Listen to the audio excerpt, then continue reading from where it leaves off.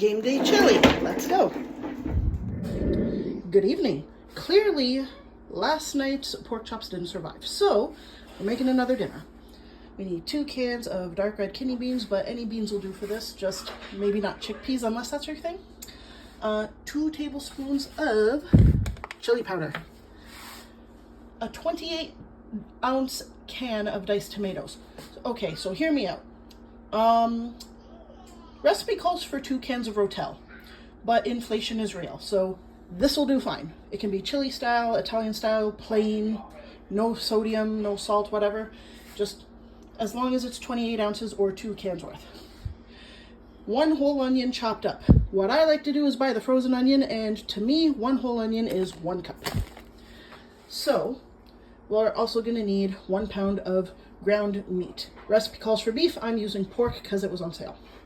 All right, here we go. So what I'm doing right now is cooking down the meat.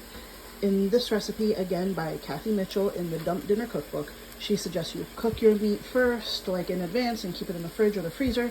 I'm not good with that, so cooking it down. You can drain the fat off of this if you like. I'm not gonna do that. So let's continue.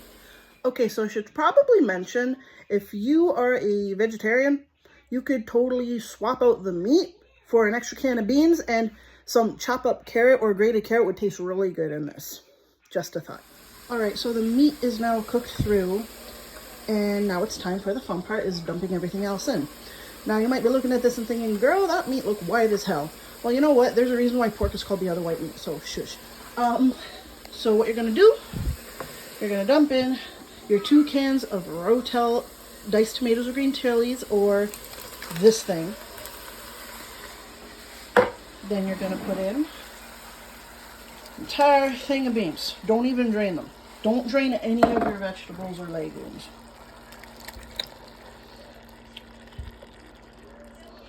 And what I'm gonna do in a second is fill these cans with water, jiggle them around a little bit, and get everything out. Put in your cup of onion or entire diced onion, and I'll be right back to put in the chili powder. So I just tossed in the 2 tablespoons of chili powder. What you could also do is use 2 tablespoons of taco seasoning, and that'll taste really good. Now, we're gonna stir this all together. We're gonna turn the heat up onto high, and we're gonna let this boil, and once it's boiling, bring it down to a simmer, just knock it down a little bit. And we're gonna let this simmer for 20 to 25 minutes, maybe a little longer if you like your chili thicker. Do we have to cover it? No, I don't think so. All right, I'll be right back. So I have knocked the heat down to about a simmer. I think that's a simmer.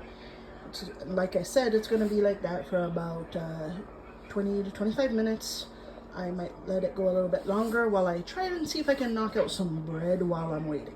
And while we're waiting on the pot, here's the recipe from our cookbook. Feel free to pause the video.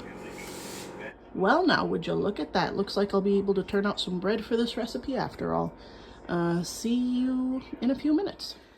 So here's the chili after 25 minutes, but here's the thing. My bread's not done. So I'm gonna knock this down to almost completely low and just let this chill out for another 15 minutes, maybe knock it off the heat completely. Just keep an eye on it. And I'm just gonna do that until my bread's done, but if you're not making bread with this, you don't have to do this. So yeah, be right back. Alrighty, so it looks like that extra 15 minutes did a thing of beauty on this chili. Waiting for this, because we just like having fresh warm bread with our chili. But yeah, here's our dinner. I'm gonna plate this up, and you can top this with whatever you like, but it doesn't really need it. But classic chili, you know, you would want maybe some chives, maybe some chopped onion, sour cream, shredded cheese. So yeah, hope you enjoyed this video, and I'll see you next time. Bye. Also, a quick side note, this is our first time having shredded Havarti on chili. Why not give it a try?